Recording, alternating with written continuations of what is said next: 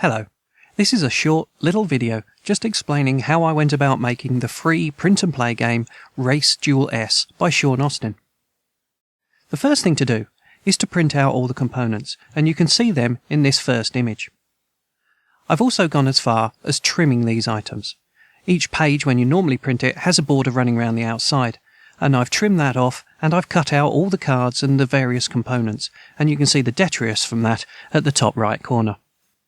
So next I put aside the rules, the reference sheets, and the cards, and let's just look at the main heavyweight components in the game.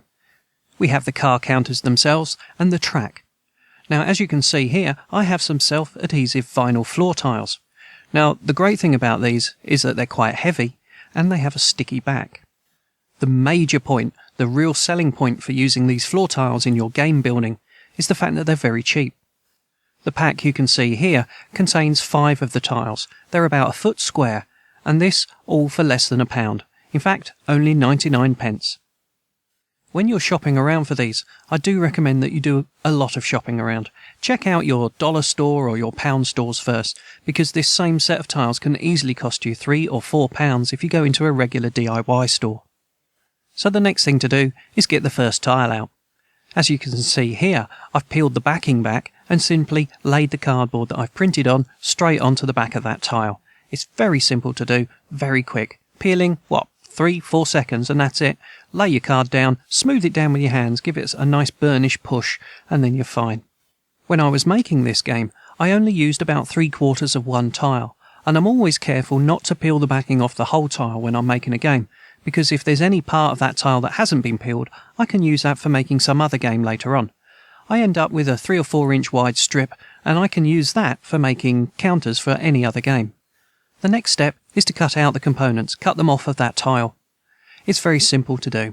I don't use a sharp knife in this case, I just used a pair of household scissors, nothing special. The plastic that the tiles are made of is very pliable. You can in fact just bend it and then it will crack and fall apart. Therefore, if you just use scissors, you get a nice smooth cut, and you don't have to worry about using a sharp knife. In this next shot, you can see that I've finished cutting out all of the components. All of the car counters are separated, and also all of the road segments. You'll notice that I had trouble here cutting out the inner circle part of the tight corners.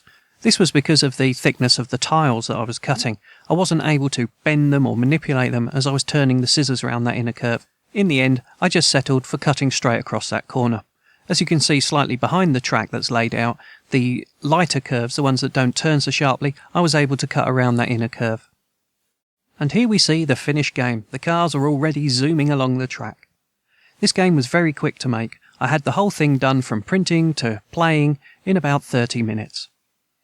This game is freely available on the web.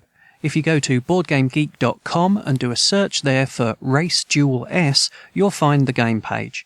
And down the bottom of that page in the file section, you can download the files and you can make this game yourself. This video has been produced for the Print and Play podcast, which you can find on the web at printandplay.co.uk. Happy gaming!